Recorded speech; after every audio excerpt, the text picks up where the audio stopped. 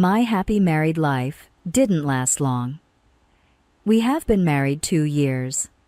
I still have feelings towards my husband, and I spend every day devoting my time to him. I want him to continue to see me as attractive, so I always take care of myself and try to look good. However, I find out that my husband is having an affair. She's the love of my life. I want a divorce. One afternoon, I had believed my husband John was at work, but he suddenly came home with his lover. Divorce papers are in his hands. Since after the trip that we went on last year, his lover is sitting there with no expression on her face. When Johnson's trip, he's probably referring to our honeymoon we hadn't been able to go. So when I received an unexpected bonus, John said he wanted to go, so we made the decision at the last minute. Of course, I was the one that paid for it. According to John, his ex-girlfriend and current lover reached out to him during our honeymoon, and that is when he realized he still had feelings for her. What on earth are you talking about? We were on our honeymoon. There's no point saying that now. I love her. She needs me too.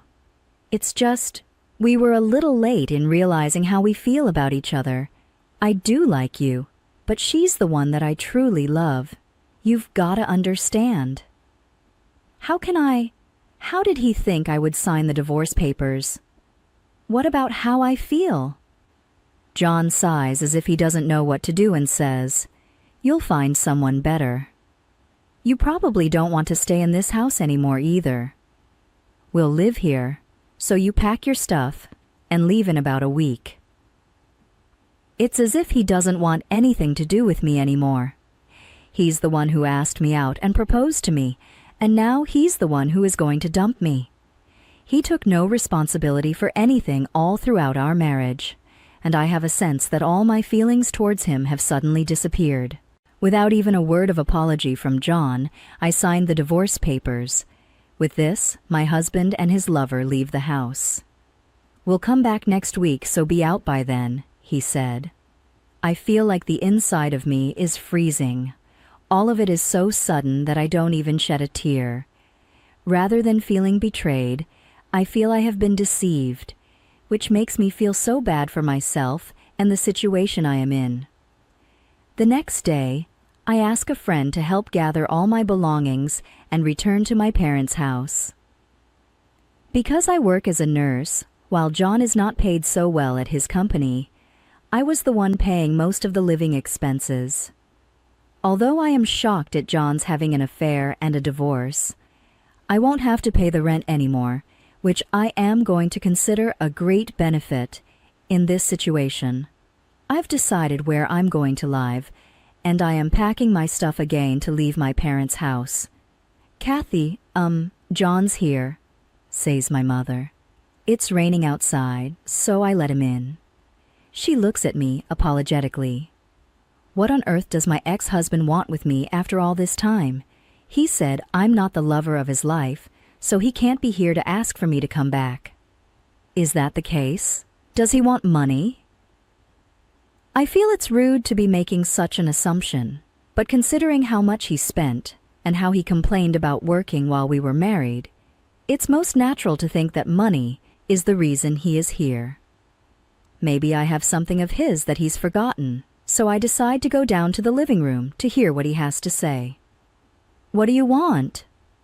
My father's voice is angry, but John is calm when he says, "I would like to talk to your daughter." He must have nerve to be calm in this situation. "What do you want? I'm busy now, you know." I open the door to face him, hoping this is going to be quick, and I am lost for words. There his lover, or rather his new wife, is sitting next to him, as if it's her right to be there. Why is she here? This is my parents' house. What are you thinking? Any normal person wouldn't bring this woman here, and it's insane that she thought it was okay to come along too. Bringing his former mistress to the house that I grew up in is more than insulting. "Calm down." His attitude, and worse, disgust me, and the woman is silent this time as well. Can't wait. Please get whatever you're here for over with as soon as possible. Possibly irritated, my attitude, John has a stern look on his face. This is important. We haven't discussed division of property yet. I'm just here to receive my share, money. Just as I thought, John looks excited. Yeah, you're right, of course. I knew he would be here soon enough, so I was ready. I bring out my purse and hand him 30 cents. Here, this is your share. What? John and his new wife stare at the 3 dimes placed on the palm of his hand. What is this? He thrusts the coins on the floor. His new wife suddenly speaks up too. Are you kidding me? You can't call this property. Quit fooling around. They are both red in the face. That's all the savings that we have left. John must have thought there was more, but I calmly tell him. Unfortunately, this is reality. But he snorts and looks down at me, saying, What are you talking about? There's more. You had $200,000. Hurry up and give me my share of $100,000. He waves his hands around in an annoying gesture, and his wife is there next to him, nodding. I am shocked and stare at him, not making a move. You're the one who said you want this over as soon as possible. Hand me the money then. He starts screaming and throwing his things in the house around. He's a completely different person from the man I knew. These must be his true colors. I am so happy that I got to leave him. Hearing the loud sounds and shouting, my dad, who had left the room, and my brother, who just got home, entered the living room. Dad is frozen at the side of John, going crazy, but he grabs his arms and puts them around his back, stopping him from messing the room up any further. I briefly explain the situation to my brother, who is a lawyer, and because he knows about the divorce, he understands what is going on quickly enough. John's new wife hears our conversation and figures out that John's a lawyer. Hey, I never heard your ex-wife had a lawyer in the family. Her eyes are wide, and she is screaming at John. I wonder why these two are so persistent about money. So, although I don't want to speak with John at all, I decide to ask him, why do you need the money so badly? You divorced me because you said this woman is the woman of your dreams. You chose to be with her rather than me, and that's why you wanted me to leave. Yes, that's right, but division of property is important. That house we have now is, in the end, the house that you and Ella lived in together. So we want to build a new house of our own. We want children, so we need a car. And I want to take them on a nice vacation too, you know. I want to do the duties that any new husband would do, which is why I'm here. Though it's tough for me. Every reason he mentions is so selfish. Okay, so he didn't want to come here. I don't want him here either. He doesn't know how terrible what he did was, so he doesn't seem sorry at all. And I financially supported our marriage. Handing over my share is the least you can do to thank your dear ex-husband, don't you think? It's not true. What did he just say? That he supported me financially? Maybe I heard wrong. John had no will of working, and he would return home from work as soon as possible because he wanted to play online games. Whenever he didn't feel like it, he would take a day off, so he'd use up all his paydays off soon enough that he'd have to pretend he was ill. He had no will of earning more money, and he took full advantage of the fact that I was a nurse and was paid well. As for living expenses, he handed me $100 several times when he felt like it, but to be honest, it was like he was an unemployed boyfriend who just lived in his girlfriend's apartment without doing anything. John never did any of the housework, and maybe I could understand if he had thanked me for my hard work. But I am so disappointed by his unreasonable words of, I financially supported our marriage. I was the one paying all the living expenses. How can you say that? According to what you just said, then you should actually get me back the 30 cents that I just gave you too, you know. What are you talking about? You really don't know anything, do you, Mrs.? You too. I'm sure you were excited when you heard about my savings, but I have bad news for you. I am still calm, and John and his wife glare at me. From here, my brother speaks on my behalf. Excuse me, I'm Henry Thompson, and I'm a lawyer.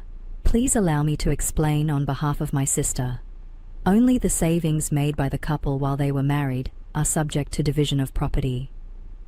This means that any money saved up before the marriage is not my sister's. She saved up the $200,000 before marriage, which means that it is her own property and cannot be divided between the two of you. You only had 60 cents left in your share account. Therefore, your share is half of that, which is 30 cents. There is no point complaining about this amount. It seems my sister was saving up for your future, but I believe you spent it all on your lady sitting next to you. Henry says all this very calmly, and John and his wife are shocked, but he tries to strike back, saying, "What I just said I said was Catherine's brother, but please allow me to speak now as her attorney. My client has requested you pay her compensation. Why have you not made this payment exactly?" I had requested compensation, but John had only paid me partially, and I wondered why the rest of my payment had not been made yet. That is why I officially asked my brother to step in between us. My actual lawyer is his colleague, but we had not expected John to come here today, so Henry is acting on my lawyer's behalf. With Henry's razor-sharp gaze, and worse, John and his wife turned silent. You ask for a share, since you were the one who had an affair. You were the cause of the divorce. I do not believe it makes sense for you to ask for any amount. It seems you were spending all the money that my sister had been saving up for the two of you, too. And my sister's request is that you return the total amount that you owe her, as well as paying the compensation. That's impossible, honey. Let's stop this. We can't push this any further. John is standing up and kicking the table, and his wife tries to hold him down. When Henry will not budge and mentions the word court, it seems John has given up, and he starts speaking the truth. After the divorce, it seems he was fired, and since his wife is unemployed too, they started borrowing money. As a result, they now have so much debt that they can't pay the compensation. When they were trying to come up with a way to earn money, they remembered my savings. They thought I would give them half the amount if they mentioned division of property. I am shocked and speechless when they changed their attitude 180 degrees and begged me to help him. Next to me, my brother is shaking his head, indicating that I shouldn't listen to them. I don't feel any empathy for them at all, and tell them they still need to pay me back the compensation and my savings. I then asked my brother and father to see them out.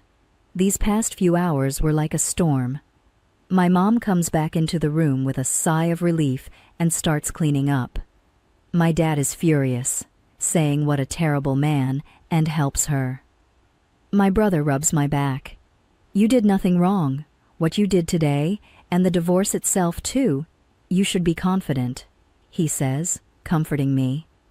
He adds that we need to make sure they pay the compensation, and he calls his colleague right away. All of us at the law firm are on your side, he says. I'm exhausted, Mom. You did a great job. Why don't we all go out to have steak tonight to make ourselves feel better? I collapse onto my mom, hugging her. My dad and brother agree to going out, so we have a wonderful time for dinner that night. Later, with the help of my brother, his colleague, and the law firm, the compensation and used savings are being returned. John and his wife seem to have no luck with job interviews, and I hear they have ended up working several part-time jobs each. It's not like they will be buying a house or car or go on vacation for a while.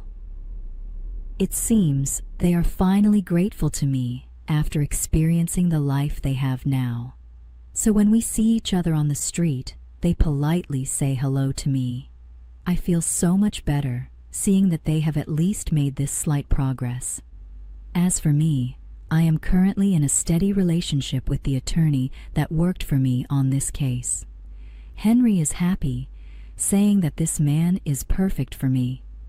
1 year after the divorce, I am thinking to introduce my new boyfriend to my parents soon. I am sure they will be very happy for me. The reason why I feel this way is because when my ex-husband mentioned the love of his life, I didn't really understand what he was saying.